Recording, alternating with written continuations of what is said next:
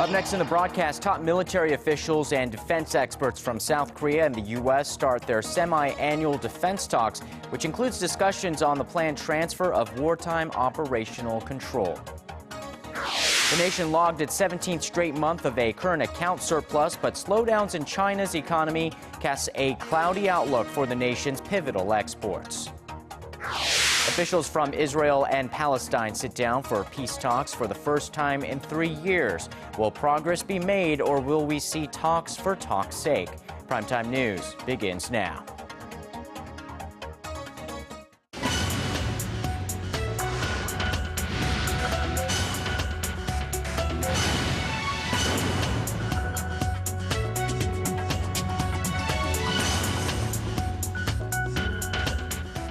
Good evening and welcome to Primetime News. It's Tuesday, July 30th. Live from Seoul, I'm Yoo Ji-hye. And I'm Sean Lim. Thank you for joining us. Well, no word yet from North Korea on the South's final offer of dialogue over the issue of normalizing the shuttered Kaesong industrial complex. The frustrated South Korean factory owners who held an emergency meeting this Tuesday called for a resumption of the talks. Arirang News' Unification Ministry correspondent Hwang Sung-hee reports. North Korea did not give an answer to South Korea's last offer for talks on reopening their jointly run Kaesong industrial complex for a second straight day. South Korea's Unification Ministry said Tuesday that officials from the two sides exchanged their final phone call of the day via the Inter-Korean hotline at 4 p.m. without any mention of Seoul's proposal for a seventh round of working-level talks. South Korea reiterated its calls for a swift response from Pyongyang, warning of a grave measure if its proposal is rejected. While it has yet to clarify what those measures might be, many believe the South is considering a complete shutdown of the joint business park. The two Koreas have held 6 rounds of working-level talks this month on ways to reopen Kaesong, but have been unable to narrow their differences. Seoul is demanding safeguards against future closures before reopening the complex, while Pyongyang is pushing for an immediate, unconditional resumption of operations. Operations at the factory zone have been suspended for more than 3 months since the North unilaterally withdrew all of its workers amid an escalation of inter-Korean tensions. Meanwhile, representatives from the 123 South Korean businesses with factories in the Kaesong complex held a 2-hour-long emergency meeting on Tuesday. In a statement, the businesses called for the two Koreas to resume working-level talks as soon as possible and to reach an agreement on the normalization of the complex. They also asked the North to guarantee safeguards against future closures without any preconditions, while demanding compensation from the South Korean government if it decides to shut the complex down. Hwang Sung-hee, Arirang News. And over now to a defense dialogue between South Korea and the United States taking place here in Seoul. The top military officials and defense experts launched the 2-day talks on this Tuesday. The allied nations are expected to touch upon the planned transfer of wartime operational control, which has become a political hot potato amid North Korea's nuclear threats. Arirang News' Defense Ministry correspondent Han Da-eun explains what's going on with the dialogue. South Korea and the U.S. started up the 4th Korea-U.S. Integrated Defense Dialogue in Seoul on Tuesday. First launched in 2011, the defense talks are held every 6 months to discuss short and long-term challenges of the two nations' military alliance. The dialogue is a new upper structure that integrates existing bodies of the alliance's Security Policy Initiative, Extended Deterrence Policy Committee, and Strategic Alliance 2015 Working Group. During the 2-day talks, South Korea and the U.S., led respectively by Deputy Minister of Defense Im Kwan-bin and U.S. Deputy Assistant Secretary for East Asia David Helvey, are likely to focus on the transition of wartime operational control. The OPCON transfer is planned for December 2015, but amid ever-increasing missile and nuclear threats from North Korea, South Korean Defense Minister Kim Kwan-jin asked U.S. Defense Secretary Chuck Hagel for a delay earlier this year. According to South Korean military sources, the U.S. is likely to give a response to Kim's proposal at the talks. Along with the wartime transition, officials and defense experts will also assess the current military status of North Korea, consult about military and cybersecurity cooperation, and review pending regional security issues. The outcome of the talks will be announced at the Security Consultative Meeting in Seoul in October. 한다은, Arirang News. Now, some welcome news on the trade front. Korea's current account remained in the black for the 17th straight month in June. The cumulative surplus in the January to June period posted a new record high. But there are looming concerns over the negative impact China's slowing economy could have on Korea's exports down the road. Hwang Ji-hye has the details. Korea posted a large current account surplus for the 17th straight month in June, and the surplus in the first half of this year set a 6-month record. The Bank of Korea said Tuesday the surplus totaled $7.2 billion last month, down from a record high of $8.6 billion in May. It wasn't all good news, however, as there are few signs that exports are turning around. Exports of products fell 3.1% in June from a year earlier, less than a 3.4% drop in imports. Experts say the need of exporters for raw materials weakened while poor domestic demand reduced imports of consumer goods amid a slowdown in China, Korea's biggest trading partner. The surplus is a result of imports falling at a faster rate than exports, indicating sluggish domestic demand rather than a sign of economic recovery. The nation's industrial output expanded a mere 0.4% in June from a month earlier, according to Statistics Korea, continuing the trend of slight changes in recent months. The output data came amid the nation's better-than-expected growth of 1.1% in the second quarter of this year from a quarter earlier. This has boosted expectations that the economy could reach the central bank's growth projection of 2.8% for this year. Experts say that although the nation's second quarter growth was better than expected, it's still too early to say the economy is on the road to recovery. Hwang Ji-hye, Arirang News.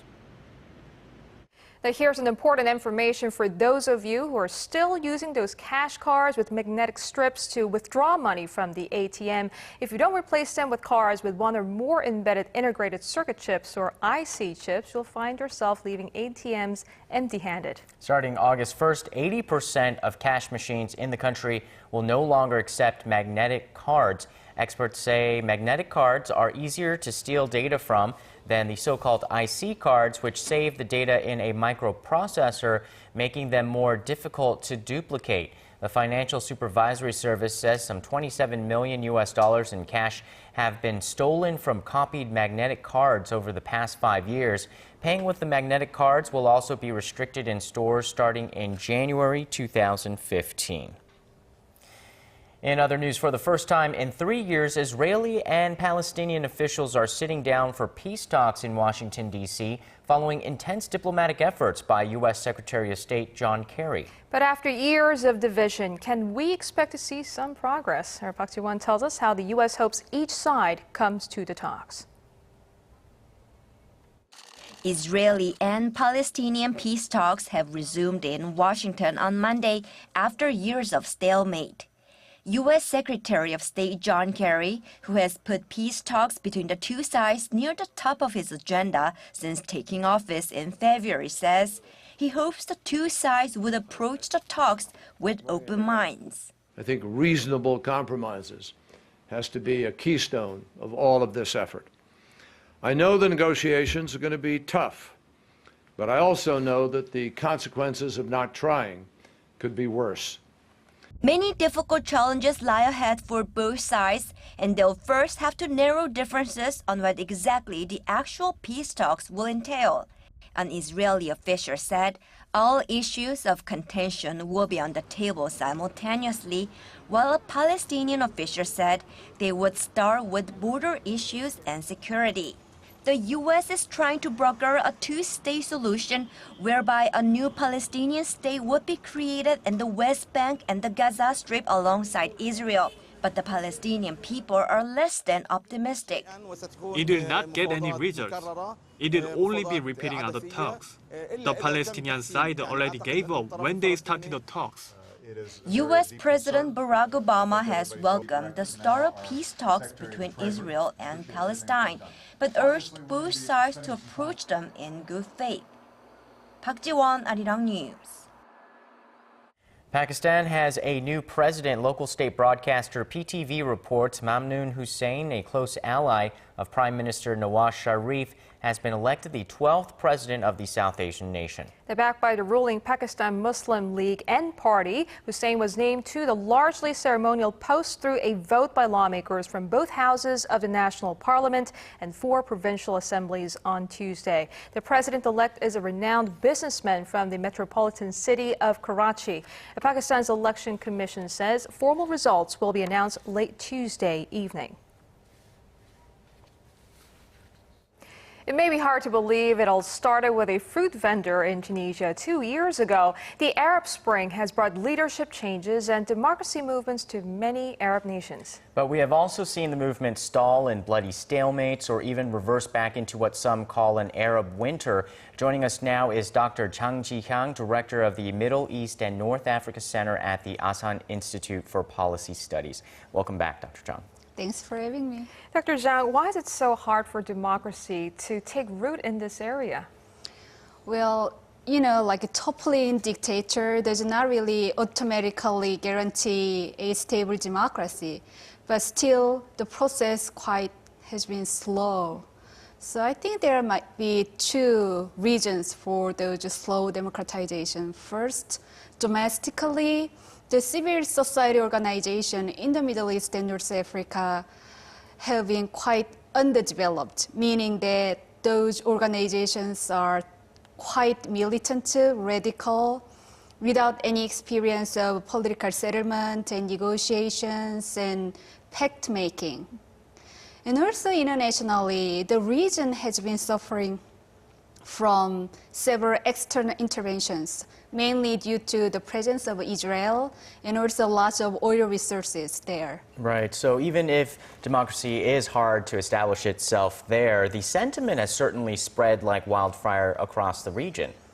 Yeah, but I will say that not only those negative sentiment, but also, the Arab Spring had the spillover and domino effect as well. So again, the new democracies usually experience persistent internal conflict. Like people after achieving such a greater political freedom, they often go out and occupy the streets and also become more violent, especially when there's no state repression and crackdowns. So we need some time for them to practice like a rule of law and tolerance and settlement. In the case of Syria, do you think it is a lost cause, and when do you think the international community should intervene? Okay, when is probably now. The sooner the better. And how? Probably there are 2 ways to end those Syrian civil war. First, we might need to have internal coup d'etat inside those loyal Syrian core military elite. So we might provide more, incentives to them so that they can defect from the Assad regime. And also internationally, those international anti-Assad coalition members need to have a short-term minimalist agreement about ousting Assad, but not really punishing those surrounding Ba'ath Party elite members right now. Right. And so what do you think about the phrase, the Arab Spring? It seems like you're saying that what we're seeing right now is just a natural process of democracy trying to establish itself. What do these movements need to continue to move forward? Well, again, we need more time and especially more time to practice the rule of law and the initial condition for liberal democracy. So for instance, Korea, right after the democratization in the late 1980s and also early 1990s, we experienced the explosion of protests and demonstrations. Because again, people just achieved lots of freedom and there's no repressive authoritarian crackdowns. So what we are seeing right now in the Middle East are not really exceptional cases, but they are much more violent than others. Another major issue unfolding in the Middle East right now is the peace talks between Israel and Palestine. Should we get our hopes up?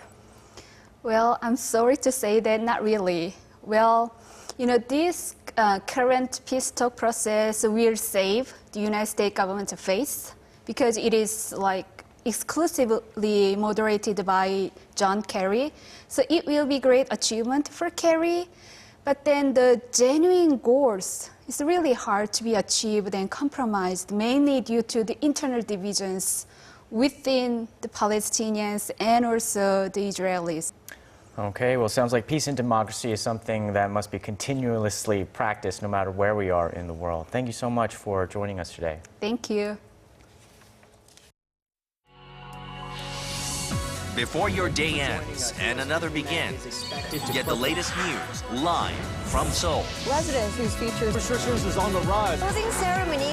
Expert analysis from Asia's heartbeat. The legislature circumstances. With a viewpoint only Korea's global network can provide. The United States, the latest report. Unrivaled access from a team always on standby. Meeting came on maneuver, trying to cover up the South's true intentions. And back here in the nation, the largest science exhibitions in Korea, the 2013 Korea Science Creativity Festival kicked off on Tuesday. Now, during the 6-day event, businesses, members of the public, and experts will be given the opportunity to get a hands-on and experience with science inventions that may become a driving force in the years to come. Our Kim Ji-yeon was there.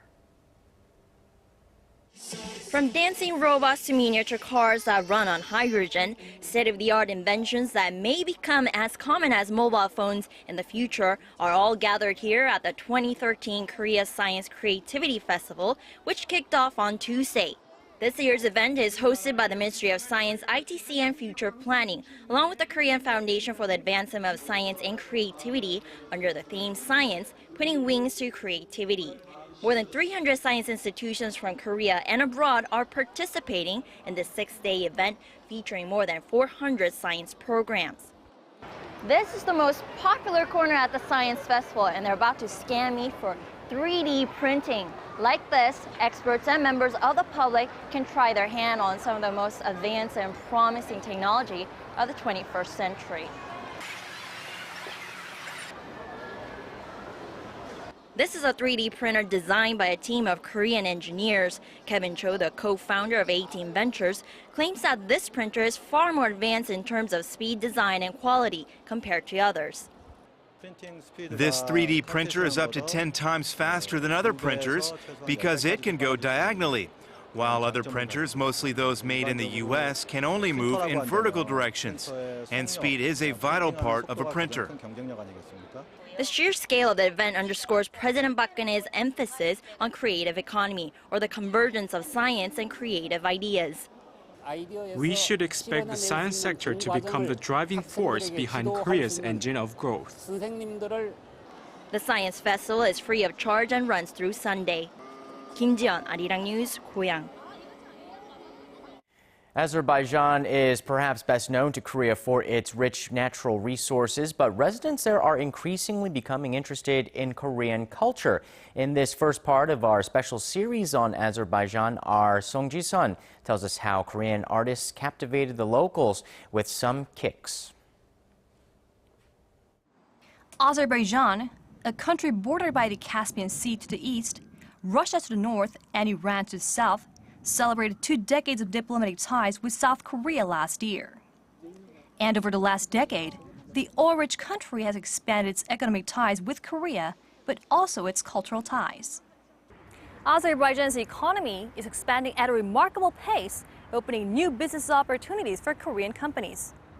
And the exchange between the two countries is also on the rise in various aspects, including sports and culture. This summer, Azerbaijan's tourist city of Gabala welcomed a handful of Korean artists. Opening the stage was Kyunghee University's traditional dance team, who translated Korea's beauty in subtle yet eye-catching moves. The finale was highlighted by the Korean traditional fan dance. Korea's traditional dance can be conceived as relatively static, with a lot of choreography expressed through the hands, so we try to portray as much movement as possible for the Azerbaijani audience, and I could feel their applause was from the heart. Also on the program was a performance by the World Taekwondo Federation demonstration team. A spectacle of movements, highlighted by a Gangnam-style ending, was more than enough to impress the spectators. I'm a judo fighter, and I find Taekwondo interesting with its high kicks. And it's amazing to see these petite girls jumping so high and breaking those boards. A Korean pianist was also invited to mark the beginning of Gabala's 5th International Music Festival that kicked off on Wednesday. We are delighted to have Korea's Taekwondo, dance, and music artists here to reaffirm the bond between the two countries. The Azerbaijani government is especially enthusiastic about expanding further exchanges with Korea. The dance and Taekwondo company are scheduled to continue performing and promoting Korean culture throughout Azerbaijan this week. 송지선, Arirang News, Gabala.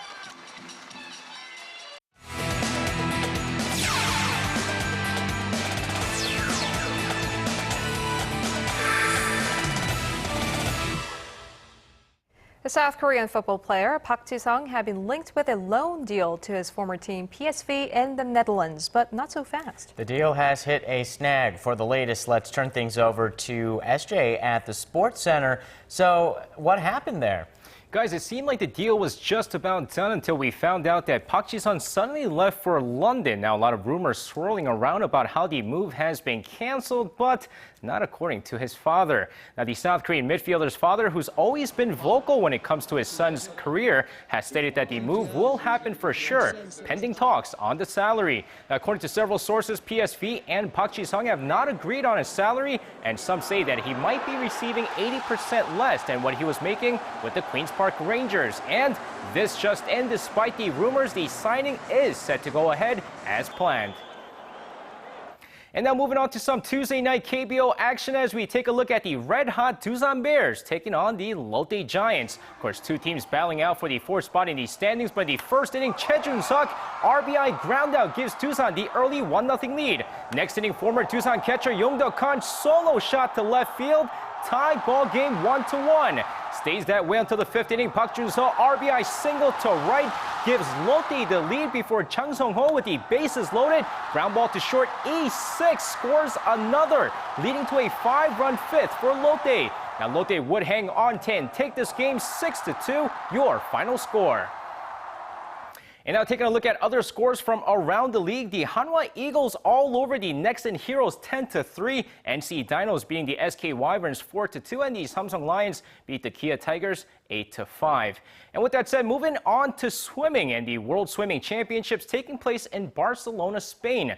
Now, Korea seems to be struggling without the presence of Marine boy Park Tae-hwan. With Park training in Australia after being taken off the South Korean swimming roster, Korea has failed to qualify in all the events so far. Now, the nation had high expectations for some of the younger generation of swimmers, but appears Park's experience is being missed. Meanwhile, Park hopes to bounce back and rejoin the South Korean swimming team at a later date. And that's going to wrap it up for me. This has been SJ. See you guys again after midnight for your sports needs.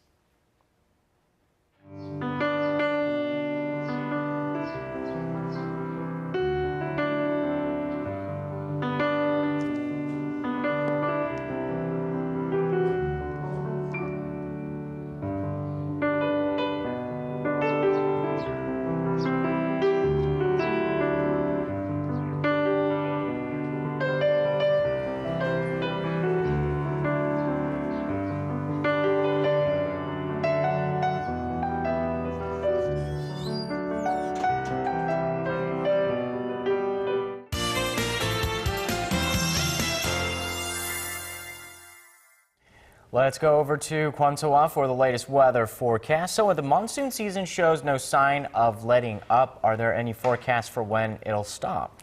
You know, Sean, it might become the longest rainy season ever recorded here in the nation because the monsoons should affect us at least until the weekend or even until next week. So how long would that make the monsoon period? If it continues until Monday, that'll make it 50 days. Now, on this 44th day of the monsoon period, it's also raining currently in Seoul and other central regions. And in some places, we expect more than 80 millimeters through the morning. It'll also be accompanied by thunder and lightning, so do take care of yourselves. Now the rain, however, should begin to ease up fairly early in the day, and by the afternoon it should have stopped in the central regions. Now down south it's going to rain relatively lightly until the latter half of the day, while in Gangwon Province's coastal area it could continue into Thursday. Now the rain won't be enough to cool things down though, with daytime highs in the 30s all around, and Daegu will soar up to 33 degrees again. And moving over to Jeju Island, which will be similar, and the morning low will be at a very warm 27 degrees, and that's higher than the daytime high in Dokdo and Mount Kumgang. So stay healthy in the heat, everyone, and have your umbrellas ready for tomorrow. And I'll see you back here after midnight. Thank you, So-ah. And that's our broadcast on this Tuesday night. I'm Yuji Hain, Seoul. And I'm Sean Lim. Thanks for joining us. We'll see you soon.